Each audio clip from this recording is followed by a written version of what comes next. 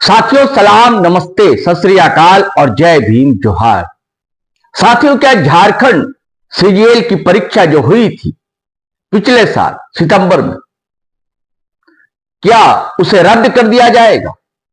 Result पर तो रोक हाईकोर्ट ने लगा दी है दोस्तों, और 22 जनवरी को सुनवाई होनी।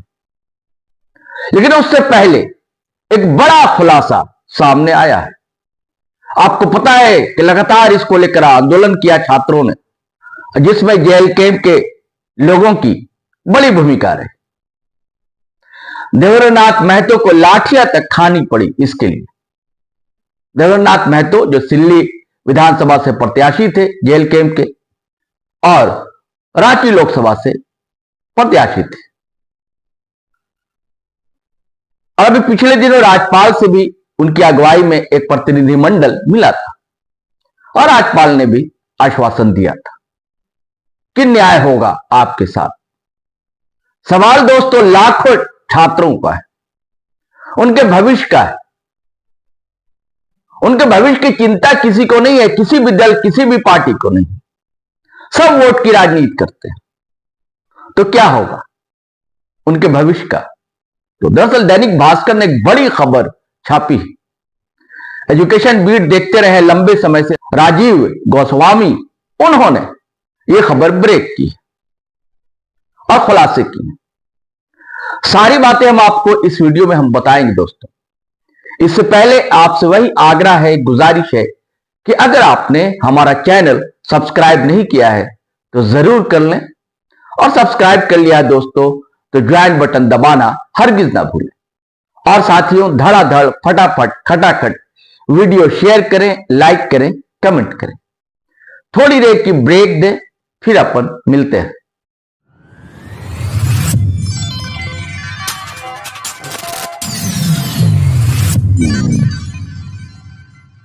पिछले साल जो परीक्षा हुई थी सीजीएल, उसमें आरोप लगे थे कदाचार के, चोरी के, पेपर लीक के।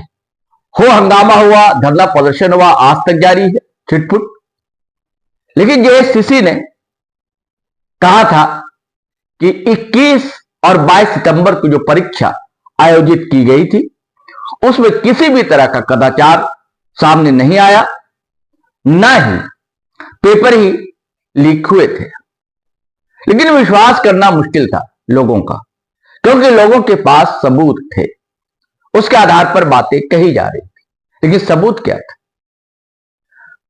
जब विधानसभा सत्र शुरू हुआ नया नया, हेमंत सोरेन की अगुवाई में सरकार के गठन के बाद, तो जेल कैंप के एकमात्र विधायक जो डुमरी से जीत कर आए हैं, टाइगर जयराम महतो, उन्होंने यह मुद्दा उठाया प्रमुखता से विधानसभा में। उसके बाद सरकार ने सीआईडी जांच के आदेश दे दिए, और सीआईडी डीआईजी के नेतृत्व में एसआईटी का भी गठन कर दिया। इस एसआईटी का नेतृत्व सीआईडी डीआईजी संध्या रानी मेहता कर रही हैं।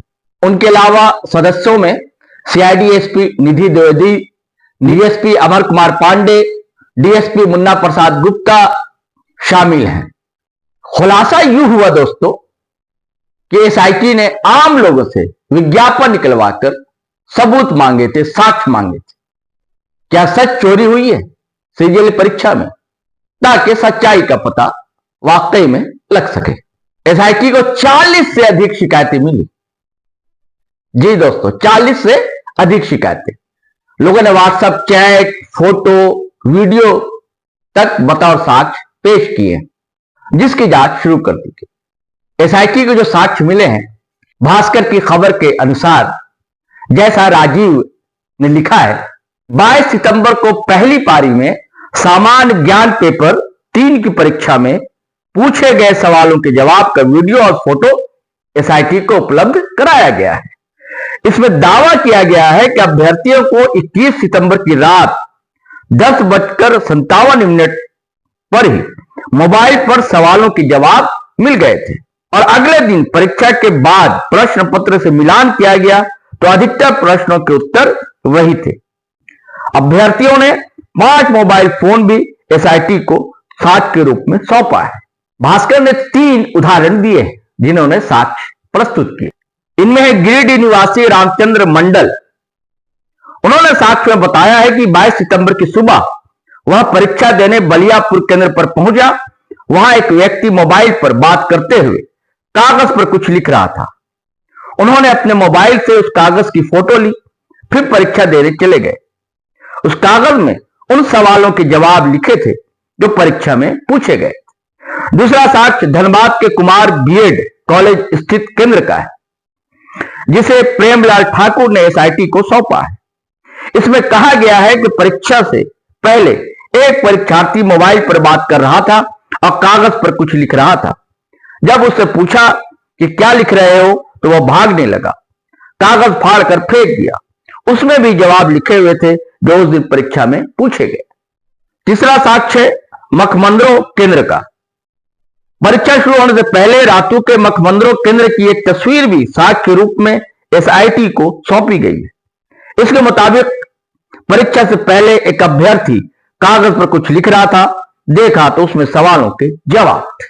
अब एसआईटी साक्ष्य की सच्चाई जांचने में जुटी हुई है।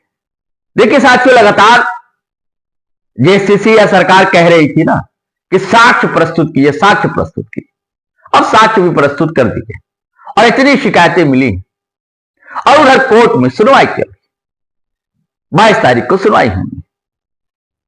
ये मैं आपको बता दूं कि फिलहाल तो परीक्षा के परिणाम पर हाईकोर्ट ने रोक तो लगा दी, लेकिन अब सवाल बड़ा है, छात्रों के, लाखों छात्रों के भविष्य से जुड़ा हो।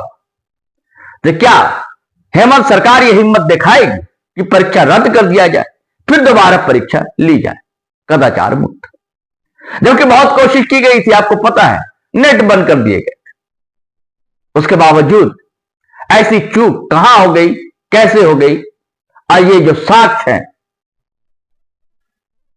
ये सच कैसे आखिर साबित हो रहे हैं? चलिए साथियों, आज इतना ही। फिर हम नए वीडियो के साथ हाजिर होंगे। तब तक के लिए जय हिंद, जय भारत।